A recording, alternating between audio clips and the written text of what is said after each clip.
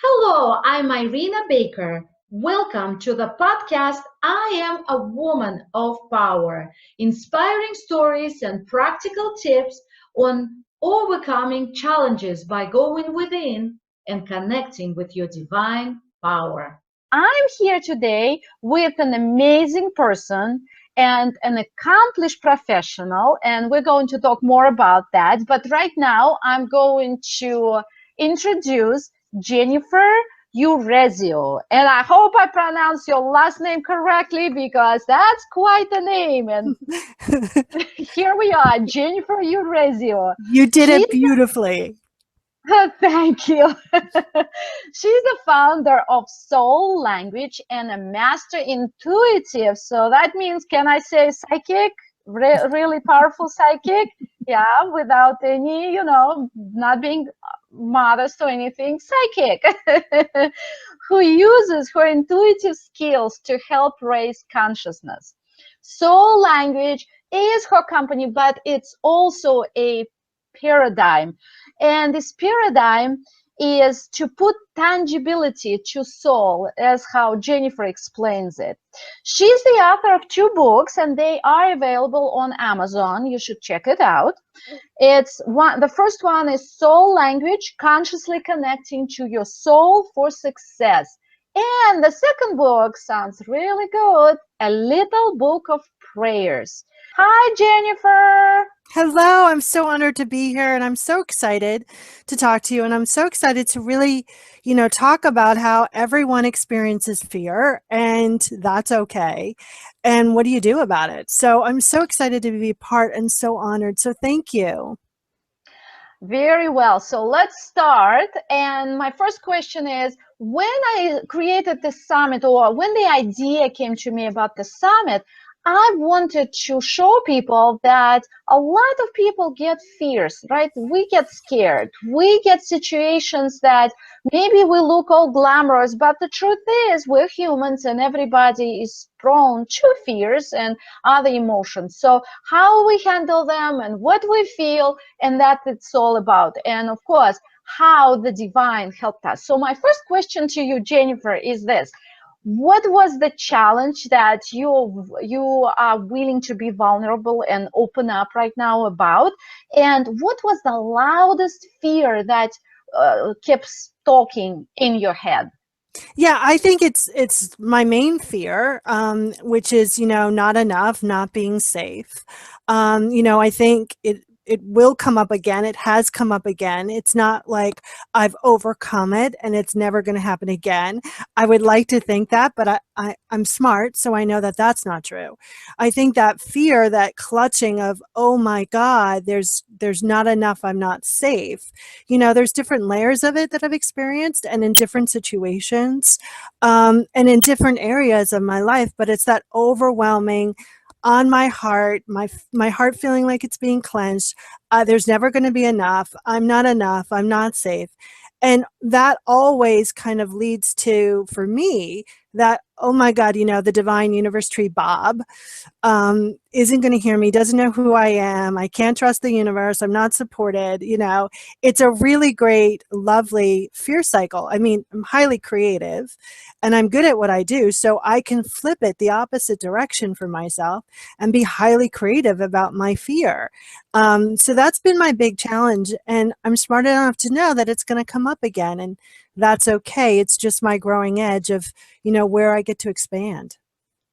Right. And I believe this fear is pretty common. This is not, you are very creative with fears, but you're not unique, unfortunately to say, right? A lot of people experience it. And you know what? I believe sometimes we don't even notice because this fear is so habitual. It's been there since, day one, whatever that day one was.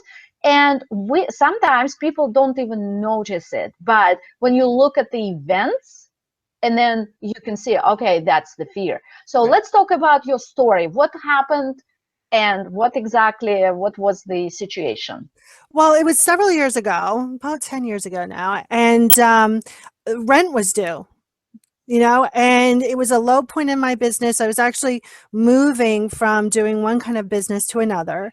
and I hadn't gotten my solid footing yet. And I realized, oh my God, there's like 11 days before the rent is due.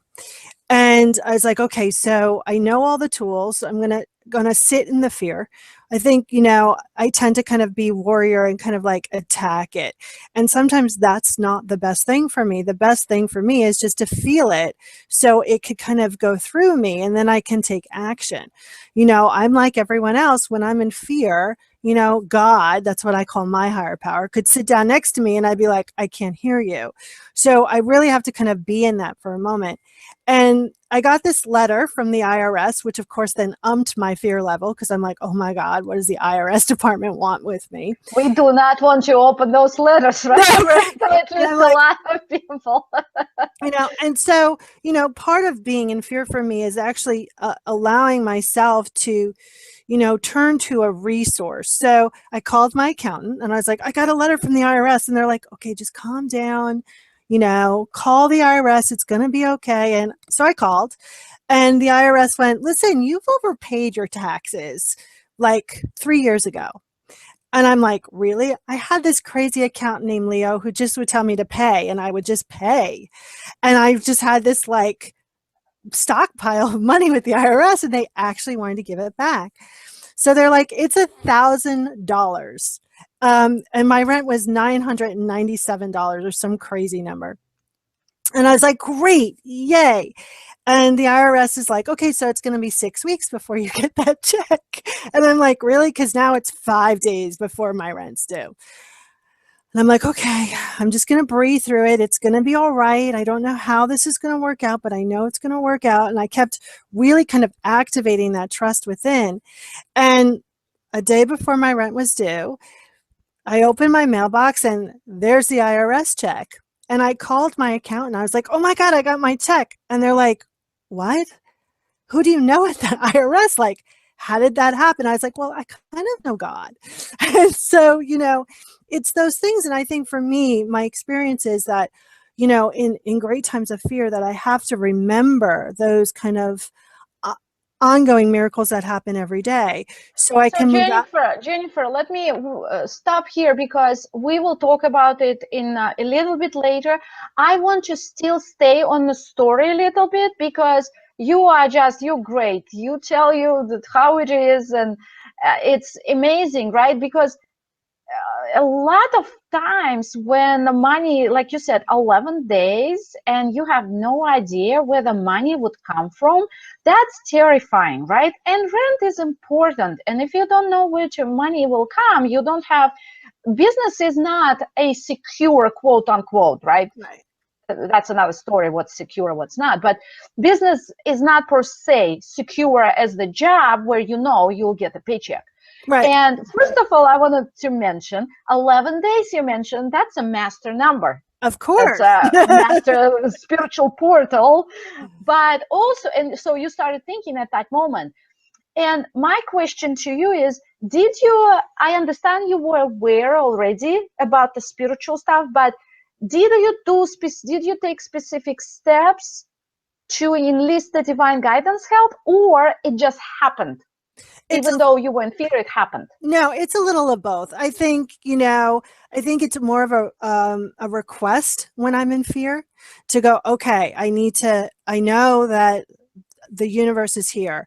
So the fear's not allowing. That's what you did? That's what you did exactly? Mm-hmm. Yeah. So I know that I'm not listening. Okay. So what do I need to do? Well, okay, so what can I ask the universe for myself? It's really for me when I'm in that fear cycle, to kind of be in it just enough and then allow that to kind of flow through me like the ocean when you're out far beyond the breakers, it just comes up and over.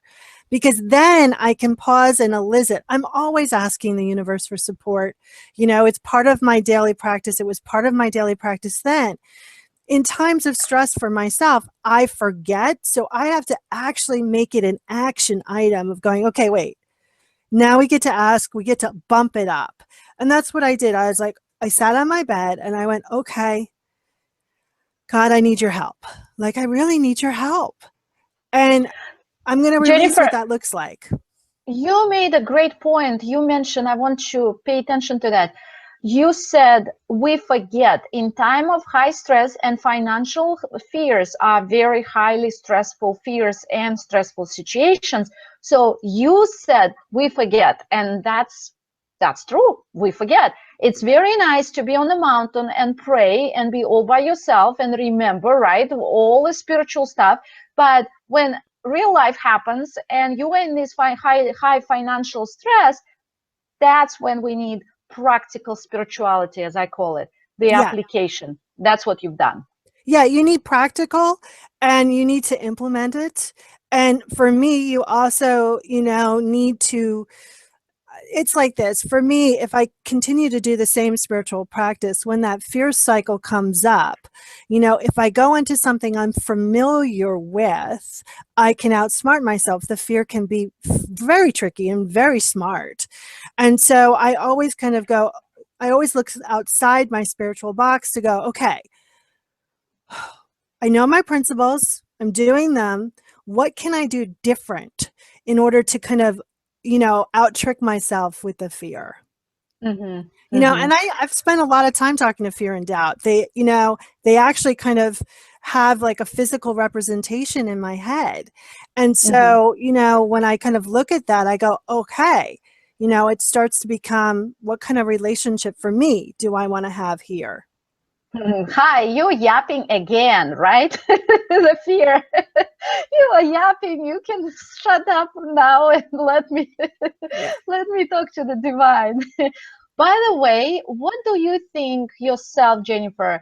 Where does money actually come from? What's the source of the money? I think that the source of everything is, it's divine. It's a divine energetic source. And I believe that we are in relationship with that money. It's not some outside force controlling it, and So that let me confirm. It's not from IRS? no, it's no, definitely. It's from God, universe, tree, Bob, divine. It's a divine, it's a resource of source. And for me, I really have to look at that and see, okay, so how do I want to have a relationship with this resource from source? So, it's the energetic flow of the universe. If we were dealing with sheep, right? If that was our currency of exchange, your summit would be all about sheep, right? So, it's not the actual physical almighty dollar. It's actually what it represents in my system and the systems around me. Very cool. Maybe we should do the next summit about sheep. And maybe we'll learn a lot because beautiful sweaters come from sheep. I'm a vegetarian, so I will not eat sheep. So we will not have a summit about eating sheep, but it could be a good idea. Okay, and on a serious note, how about 3 techniques? And I think you already started mentioning that. So what are 3 techniques that you can share that are really most effective, has been most effective for you in your life dealing with fears? Yeah, I think the first thing is you need to pause and you need to kind of sit in the fear for a moment. I think so many of us are afraid of it.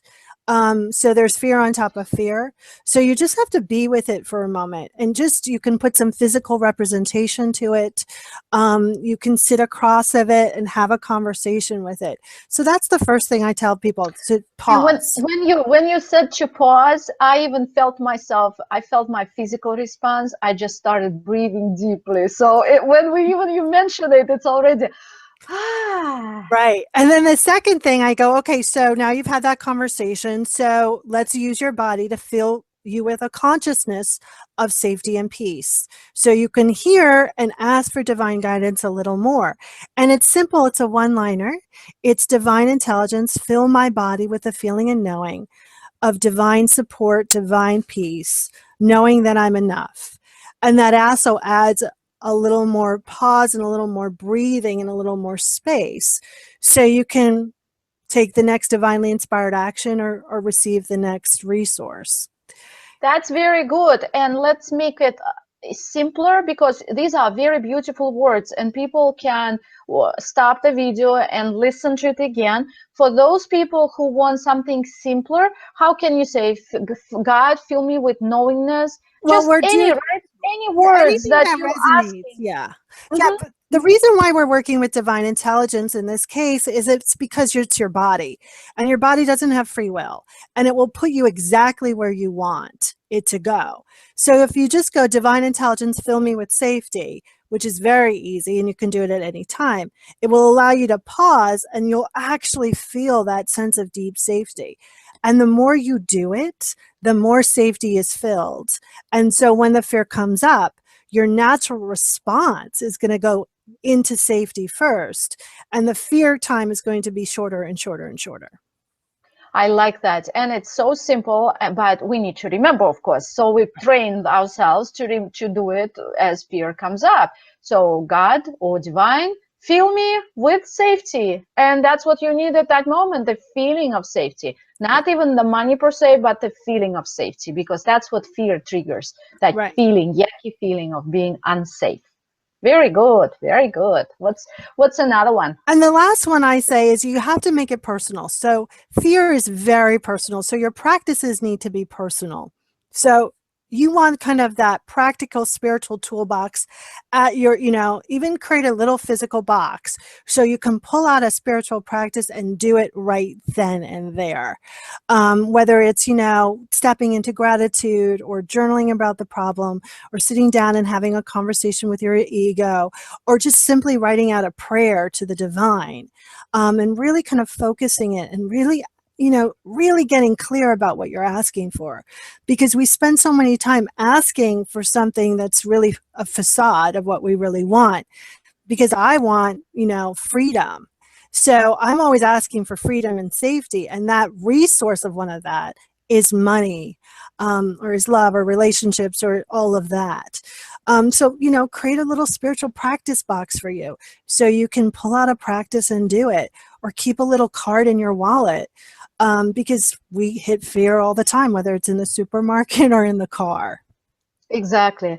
And I personally love formulas, like you showed the formula. That was your favorite formula for this particular situation.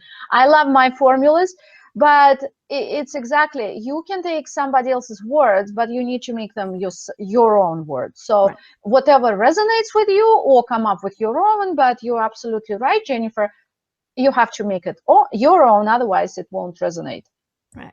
I mean, fear is Mm-hmm. very personal. I love the exercise of sitting down and having a conversation. So I did that several years ago, and my big things are fear and doubt. And so fear and doubt showed up like Laurel and Hardy from yesteryears, which were a bunch of, clowns and fools. And when I asked fear if it was going to leave me alone, it said, I doubt it. When I asked doubt if it was going to let me alone, it said, I fear it. And I thought, oh my God, how can I take these two seriously? And so, you need those little tricks, because that fear is very tricky, and you just need to kind of outsmart yourself when it comes to it.